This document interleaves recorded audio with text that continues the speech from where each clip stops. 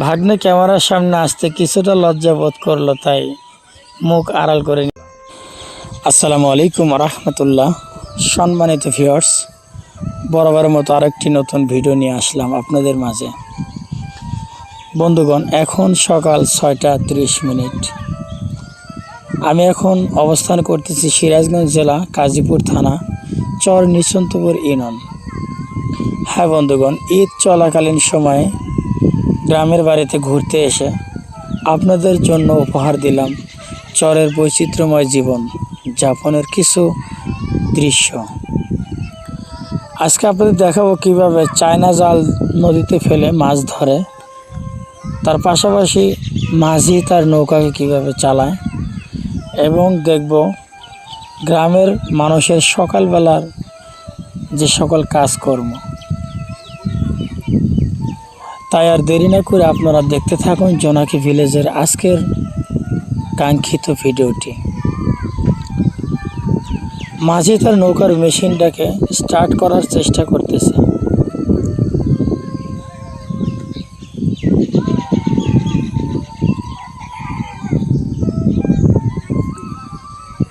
সারা রাত জমে থাকার কারণে ইঞ্জিনটি স্টার্ট হলো না, তাই দ্বিতীয়বারের মতো চেষ্টা করবে এখন মাঝি।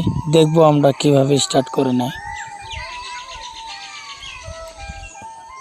ইঞ্জিন চালিত নৌকাটি এখন স্টার্ট হয়ে গিয়েছে, তাই মাঝি তার কাঙ্ক্ষিত স্থানে মাছ ধরার জন্য যাবে।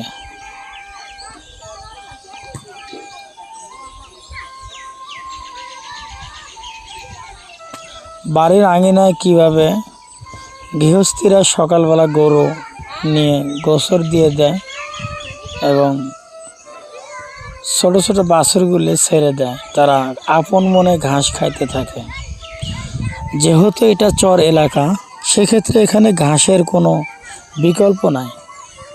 বাড়ির আঙিনা বলেন এবং চড়া বলেন, আবাদি ফসল জমি বলেন, যেটাই বলেন না কেন, চতুর্দিকে শুধু সবুজ ঘাসে ভরা মাঠ ঘাট বাসস্থান উঁচু করে নেয়।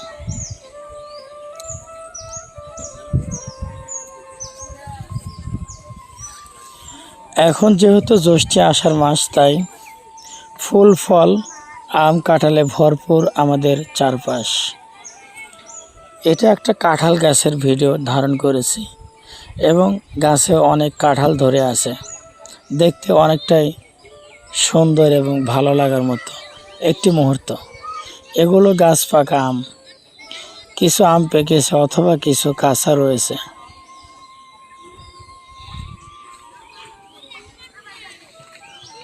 সকালবেলা গরুর দুধ দহন করে বাছুরকে ছেড়ে দেওয়া হয়েছে খাবারের জন্য, বাকিটা বাছুর খেয়ে নেবে।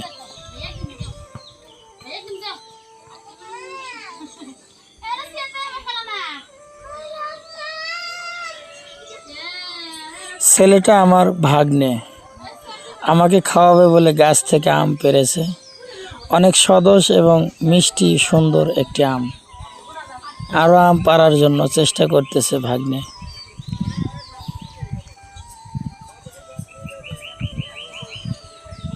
ভাগ্নে ক্যামেরার সামনে আসতে কিছুটা লজ্জা বোধ করলো, তাই মুখ আড়াল করে নিয়েছে।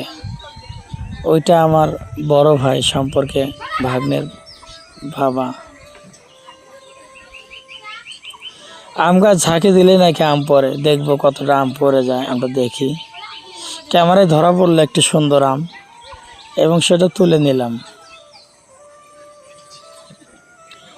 কৌতূহল জাগতে পারে যে এখানে গরুকে আম দিলাম কেন। গরুটি অনেক কাকুতি জানালো আমাকে, যেন হামলিয়ে তার নিজের ভাষায় বলতেছে আমাকে কিছু খাবার দাও। তাই ওকে আমি আম সাধলাম, যদিও সে খাবে না।